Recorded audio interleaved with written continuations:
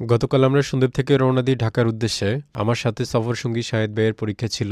আমরা প্ল্যান করি পরীক্ষা শেষে হাদির কবর জিয়ারত করব এবং একই সাথে মাওলানা দেলোয়ার হোসেন সাঈদীর কবর জিয়ারত করব এবং মাওলানা দেলোয়ার হোসেন সাঈদীর বাড়িতে আমরা ঘুরে আসব, যেটা ওনার পুরনো বাড়ি। আজকে আমরা একটু আগে হাদি ভাইয়ের কবর জিয়ারত করলাম। এখন আমরা রওনা দিব বরিশালের ফিরোজপুরের উদ্দেশ্যে এবং সেজন্য আমরা টিকিট কাউন্টারে চলে আসি সাইদাবাদ, এবং সাইদাবাদ এসে আমরা দোলা পরিবহন থেকে টিকিট সংগ্রহ করে নিই। রওনা দিব রাতে 10টায়, এখান থেকে বাস ছাড়বে। রাতে 10টায় বাস ছাড়লে আমরা এখান থেকে যাইতে লাগবে হচ্ছে, ওরা বলতেছে 4 ঘন্টা লাগবে। তো যদি 4 ঘন্টা লাগে তাহলে ওদিকে যেতে যেতে হচ্ছে প্রায় 3টে বেজে যাবে। 3টে বাজে নামার পর হচ্ছে আমরা ওখানে অপেক্ষা করবো, ওখানে দোকানপাট খোলা থাকে। সকাল পর্যন্ত অপেক্ষা করবো, ফজর পর্যন্ত। নামাজ পড়ে তারপর হচ্ছে আমরা আর একটু ওয়েট করে শীত একটু কমলে বা কুয়াশা একটু কমলে তারপর আমরা হচ্ছে দেলোয়ার হোসেন সাঈদী সাহেবের যে কবর সেদিকে আমরা রওনা দেবো ইনশাল্লাহ। এর মধ্যে এশারের নামাজের সময় হয়ে যায় এবং আমরা চিন্তা করলাম এশারের নামাজটা শেষ করে নিই, যেহেতু আমাদের লম্বা একটা জার্নি হবে। আমরা কাউন্টারে জিজ্ঞেস করে এই মসজিদের সন্ধান পাই, যেটা সাইদাবাদে অবস্থিত। আমরা এই মসজিদে আমাদের এশারের নামাজ শেষ করে নিই এবং এরপর আমরা খাওয়া দাওয়া করবো। আচ্ছা, আমরা খাওয়া দাওয়া করবো। কাউন্টারে জিজ্ঞেস করলাম যে এখানে ভালো খাবার হোটেল কোথায় আছে। মানে একটা হোটেলের নাম বললো আলম রেস্তোরাঁ, এখানে ওটা নাকি সব থেকে ভালো। তো দেখি আমরা এখন ওদিকে যাবো। আমরা যে মসজিদে এশারের নামাজ আদায় করি তার পাশে আলম রেস্তোরাঁ ছিল, আমরা এখন সেদিকে যাচ্ছি। এই হচ্ছে সে আলম রেস্তোরাঁ। আমরা দেখি এখানে আসলে কি কি আছে।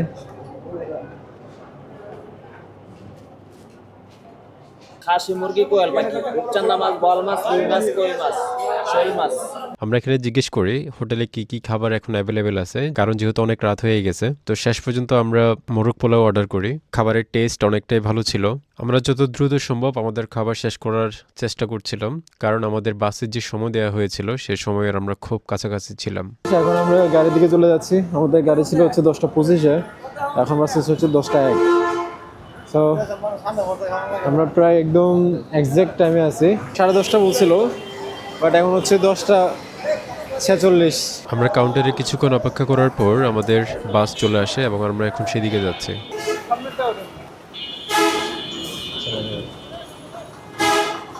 এই হলো হচ্ছে আমাদের গাড়ি আজকের।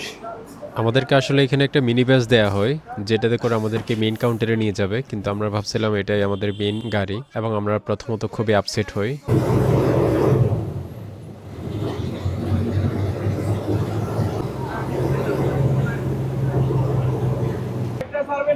তো আমাদেরকে হচ্ছে ছোট এই গাড়িটাতে করে মেইন কাউন্টারে নিয়ে আসছে। এটা মেইনলি আমাদের যে যাত্রা পথের গাড়ি হবে সেটা না, এটা হচ্ছে সেটা ছোট ভাই বলা যায় আর কি। আমরা চিন্তা করতেছিলাম যে এতগুলো টাকা নিল, এই গাড়িতে করে আমরা কেমনে যাব। এটা হচ্ছে আমাদের দোলা পরিবহনের মেইন কাউন্টার। এখানে কিছুক্ষণের মধ্যে বড় গাড়ি আসবে এবং তারপর আমরা রওনা দিব। আমরা এই 7-8 মিনিটের মতো ওয়েট করলাম এবং এর মধ্যে আমাদের গাড়ি চলে আসছে বড়টা। উঠে যাব। এই হচ্ছে আমাদের মেইন গাড়ি। ফাইনালি আমরা আমাদের যাত্রার মেইন গাড়িতে উঠে পড়ি এবং আমাদের সামনের লম্বা জার্নির জন্য আমরা প্রস্তুত হয়ে যাই। আল্লাহর রহমে আল্লাহর নাম নিয়ে আমাদের ফাইনাল যাত্রা শুরু হলো। আমরা এখন যাচ্ছি ফিরোজপুরের উদ্দেশ্যে। এখন বাজতেছে 11টা 17।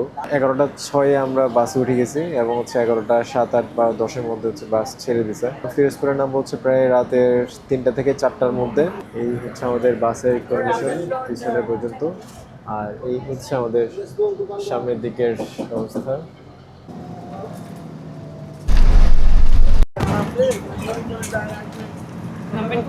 আমরা হচ্ছে দেলোয়ার হোসেন সাঈদীর কবর জিয়ারত করবো। কোথায় নামলে বেস্ট হবে সেটা ওই অনুযায়ী নামা দিবেন আর কি আমাদের। তো আমরা এই মুহূর্তে আছি গোপালগঞ্জে, কিন্তু ভাই গোপালগঞ্জে কি অবস্থা একটু দেখেন, মানে বলার বাইরে। এটার কি পরিমাণ কুয়াশা পড়তেছে আর কি পরিমাণ ঠান্ডা।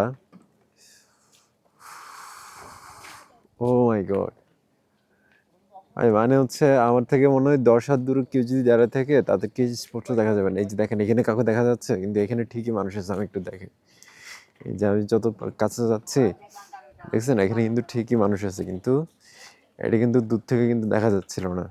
ও মাই গড, ও মাই গড, ও মাই গড, ও মাই গড, ও মাই গড, আল্লাহ সুবহানাল্লাহ। দেখছেন আমাদের বাংলাদেশের মধ্যে কত বৈচিত্র্য।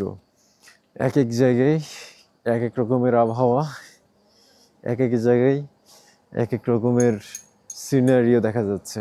গোপালগঞ্জের এই প্রচণ্ড শীতে এক কাপ চা মনে হলো খুবই জরুরি, তাই আমরা চা নিয়ে নিই। কিন্তু চাটা মেশিনের হওয়াতে খুব একটা মজা লাগেনি। তবুও এই শীতের মধ্যে এই চাটাই অনেক বেশি ভালো লাগছিল। আমার মনে হলো এই চাটা ভিতরে পান না করে বরং প্রচণ্ড শীতের কুয়াশার নিচে দাঁড়িয়ে চাটা পান করি, আবহাওয়াটা খুবই উপভোগ্য মনে হবে তখন।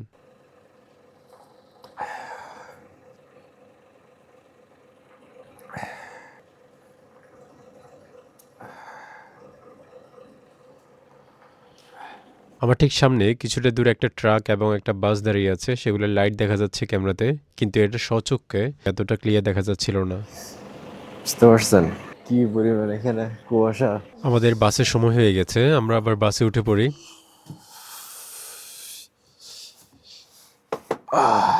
অল্প কিছুক্ষণের মধ্যে আমাদের বাস ছেড়ে দেয় এবং আমরা কিছুক্ষণ ফোন ইউজ করছিলাম, আর কুয়াশার বুক ছেড়ে আমাদের বাস সামনের দিকে এগিয়ে যাচ্ছে জোর গতিতে।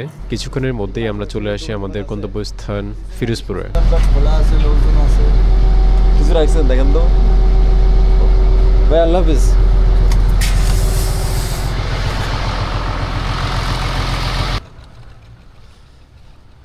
আমাদেরকে বাস একেবারে মাওলানা দেলোয়ার হোসেন সাঈদীর ফাউন্ডেশনের সামনে নামিয়ে দেয় এবং আমরা রাস্তা পার করেই সেটা দেখতে পাই।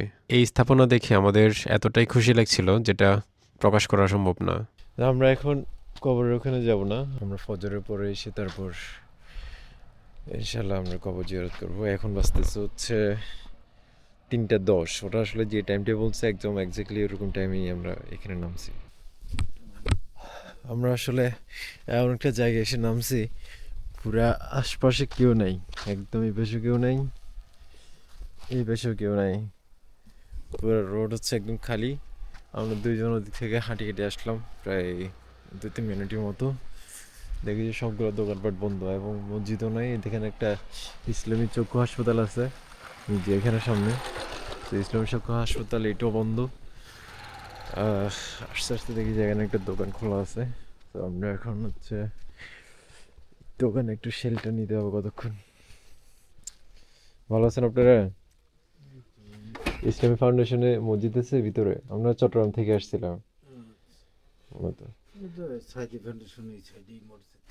আচ্ছা আচ্ছা। ছয়টা।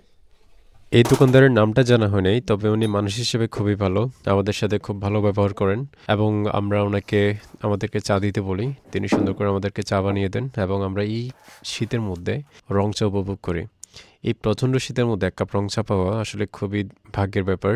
কোথাও যদি ঘুরতে যান অথবা লম্বা একটা জার্নির পরে এক কাপ রং চা আসলে খুবই জরুরি হয়ে পড়ে।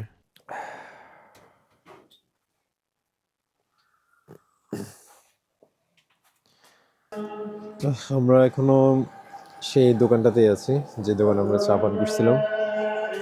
ফজরের আজান হয়ে গেছে, এখন বাজতেছে হচ্ছে 5:30। আমরা কিছুক্ষণের মধ্যে ফজর পড়ার জন্য সাঈদী যে ফাউন্ডেশন আছে সেই ফাউন্ডেশনে প্রবেশ করব। ভাই গেলাম আমরা। আল্লাহ হাফেজ। দেখা হবে হয়তো আবার। সেই চায়ের দোকান থেকে এখন যাচ্ছি মাওলানা দেলোয়ার হোসেন সাঈদীর যে ফাউন্ডেশন আছে সেই ফাউন্ডেশনের দিকে। আমরা যখন নামছিলাম তখন এখানে প্রচন্ড পরিমাণে কুয়াশা ছিল, এখন কুয়াশা কিছুটা কমছে, একেবারে কমে নাই, এখন আছে এই যে। তবে এখন স্পষ্ট হয়েছে কিছুটা। আমরা যখন নামছি তখন আমাদের মনে হয় 10 হাত দূরের জিনিসও ক্লিয়ার দেখা যাচ্ছিল না আর কি।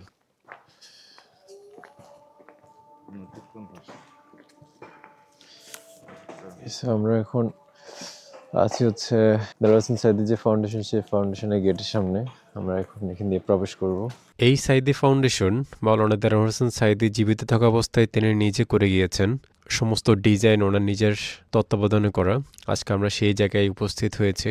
এটা হচ্ছে মসজিদ বাইতুল হামদ, খুবই সুন্দর। কুয়াশার কারণে খুব একটা ক্লিয়ার দেখা যাচ্ছে না, তবে এটা দিনের বেলা আরো স্পষ্ট হবে। এরপর আমরা ফজরের নামাজের উদ্দেশ্যে মসজিদে প্রবেশ করি। আমি যখনই মসজিদে প্রবেশ করছিলাম আমার পুরো গায়ের লোম দাঁড়িয়ে যাচ্ছিল। আমার বারবার মনে হচ্ছিল এটা মাওলানা দেলোয়ার হোসেন সাঈদীর নিজের করা, একই দরজা দিয়ে উনি বারবার প্রবেশ করেছেন, নামাজ পড়েছেন। আজকে তিনি আমাদের মধ্যে নাই। এটা আসলে আমাদের জন্য খুবই অকল্পনীয়, কারণ আমরা কখনো ভাবি নাই যে এই জায়গাতে আসবো বা এত দূরে আসবো।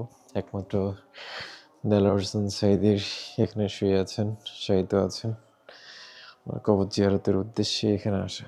আমি মসজিদ আপনাদেরকে একটু ঘুরে দেখাই। এই হলো হচ্ছে মসজিদের বারান্দা, এবং আমরা একটু ভিতরে ঢুকতে পারি কিনা দেখি।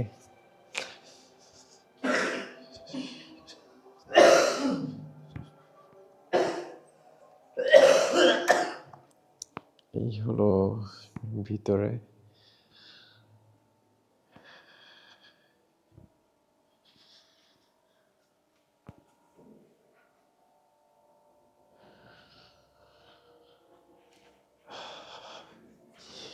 এই যে স্থাপনাগুলা, এগুলা কিন্তু দেলোয়ার হোসেন সাঈদী নিজে বেঁচে থাকা অবস্থায় করে গিয়েছিলেন, ওনার নিজের তত্ত্বাবধানে করা। উপরে মনে হয় এটার আরো একটা ভবন আছে, দ্বিতীয় তলায়। আর এটা হচ্ছে মসজিদের রজুখানা। আমরা এখন ফজর নামাজের অজুর প্রস্তুতি নিব। মসজিদের অজুখানা থেকে অজু শেষ করে ফজরের সুন্নত পড়ে নিই এবং কিছুক্ষণের মধ্যেই ফজরের ফরজ সালাত শেষ হয়। তারপরেও আমরা মসজিদের ভিতরে কিছুক্ষণ অপেক্ষা করি, যেহেতু বাইরে প্রচণ্ড ঠান্ডা ছিল, এবং আমরা সকাল 7টার দিকে কবর জিয়ারতের উদ্দেশ্যে মসজিদ থেকে বের হওয়ার প্রস্তুতি নিই। আমরা এখন মসজিদ থেকে বের হব। মসজিদ এখন আর কেউ নাই, আমরা এই কিছুক্ষণ অপেক্ষা করছিলাম এখানে।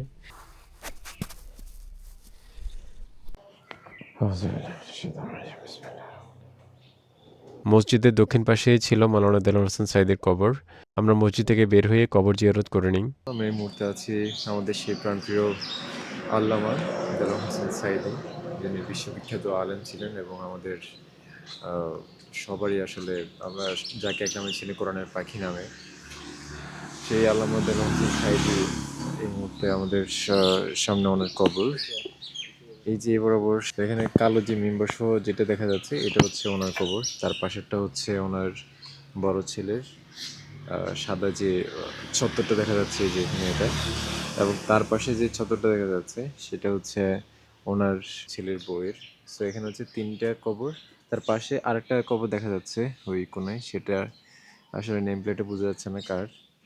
তো এখানে হচ্ছে টোটাল ওনাদের পারিবারিক কবরস্থানগুলো আছে। এদিক থেকে গেট থেকে ঢুকলে প্রথম যে কবরটা, সেই কালো ইয়ে সহ নেম প্লেট সহ, সেটা হচ্ছে আমাদের সেই আল্লামা দেলোয়ার হোসেন সাঈদীর রহমতুল্লাহ আলাইহি। এখানে চিরনিদ্রায় শায়িত আছেন কোরআনের পাখি শহীদ আল্লামা দেলোয়ার হোসেন সাঈদী। শাহিদ ভাই, আপনি কিছু বলবেন নাকি? আসসালামু আলাইকুম। আসলে আমরা একটা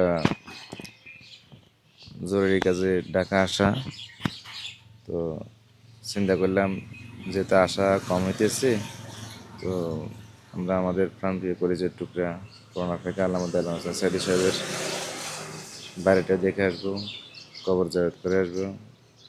তো এই উদ্দেশ্যে আজকে রাতের আমরা রওনা দিয়েছিলাম, সকালে আসি এখানে পৌঁছছি। তো এখানে ফজর নামাজ পড়া হয়েছে এবং ওনার কবর জিয়ারত করা হয়েছে।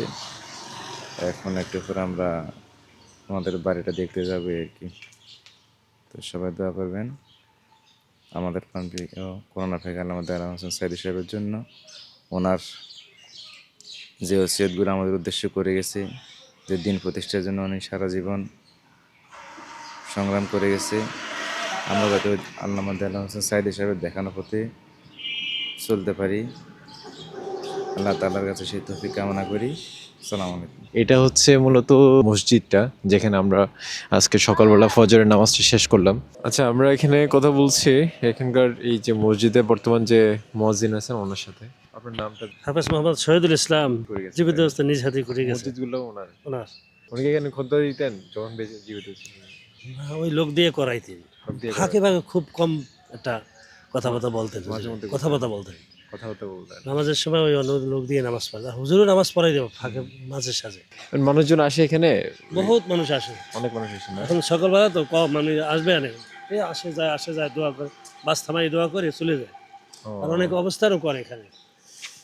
বুঝতে পারছি। না আলহামদুলিল্লাহ আসে, লোকজন আসে, অনেক লোকজন আসে, দোয়া দায়ী করে যাই গেছিল। যে আমরা চলে যাচ্ছি, আমাদের জন্য দোয়া করিন। আল্লাহ হাফেজ, দোয়া করি আপনারা আমাদের। এখানে মূলত হচ্ছে উনি এই ফাউন্ডেশনের মধ্যে 3টে জিনিস করছেন। একটা হচ্ছে মসজিদ, যেখানে আমরা নামাজ পড়লাম একটু আগে। আরেকটা হচ্ছে এখানে একটা তাফিমুল কোরআন আলিয়া মাদ্রাসা করছেন, এবং আরেকটা হচ্ছে হিফজ বিভাগ করছেন। সো এখানে আমার পিছনে এখন যে প্রতিষ্ঠানটা দেখতে পাচ্ছেন একদম লাস্ট মাথায়, সেটা হচ্ছে হিফজ বিভাগ। আর এই পাশে যেটা দেখতে পাচ্ছেন এটা হচ্ছে আলিয়া বিভাগ, এবং আলিয়া বিভাগের পাশে এটা হচ্ছে মসজিদ। উনি হচ্ছে 3টা প্রতিষ্ঠানই করে গেছেন, কিন্তু এখানে উনি থাকার মতো একটা রুম করেন নাই। চিন্তা করেন যে উনি আসলে এগুলা শুধুমাত্র মানুষের জন্য করে গেছে, ওনার নিজের জন্য কোনো কিছুই করে নাই। ইভেন থাকার মতো একটা রুম পর্যন্ত এখানে রাখেন নাই, যেটা আমরা মানুষদের থেকে জানতে পারলাম। সো এই যে শুধুমাত্র মানুষদের জন্য করা, যেখানে নিজের জন্য বিন্দু পরিমাণ স্বার্থ না রেখে, এই কাজগুলো আসলে আমাদের হুজুর আল্লাহ হাফেজ, আসসালামু আলাইকুম, আসসালামু আলাইকুম। যাচ্ছি গা। তো এই যে কাজগুলা বিন্দু পরিমাণ আপনার স্বার্থ না রেখেও, এটা আসলে আল্লামা দেলোয়ার হোসেন সাঈদী একজন উদাহরণ। কবর জিয়ারত শেষে আমরা রওনা দিলাম মাওলানা দেলোয়ার হোসেন সাঈদীর বাড়ির দিকে। আমাদের ভিডিও অলরেডি 15 মিনিট পার হয়ে গেছে, তাই আমরা চিন্তা করলাম আমরা মাওলানা দেলোয়ার হোসেন সাঈদীর বাড়ির যে ভিডিও, সেটাকে আমরা আলাদা আরেকটা ভিডিওতে নিয়ে আসবো। পরবর্তী ভিডিও থাকবে মাওলানা দেলোয়ার হোসেন সাঈদীর বাড়ির পুরো বিস্তারিত নিয়ে। সেখানে আল্লামা দেলোয়ার হোসেন সাঈদীর পূর্বপুরুষদের যে বর্তমান ঘর আছে, সেটা আমি আপনাদেরকে ভিতরে ঢুকিয়ে দেখাবো, ওটার বর্তমান পরিস্থিতি কেমন। যদি আপনারা সেই ভিডিওটা দেখার জন্য ইন্টারেস্ট থাকেন, তাহলে আমি বলবো আপনারা আমার ইউটিউব চ্যানেলটাকে সাবস্ক্রাইব করে রাখুন এবং পরবর্তী ভিডিওর জন্য অপেক্ষা করুন। খুব দ্রুত চলে আসবে ইনশাল্লাহ।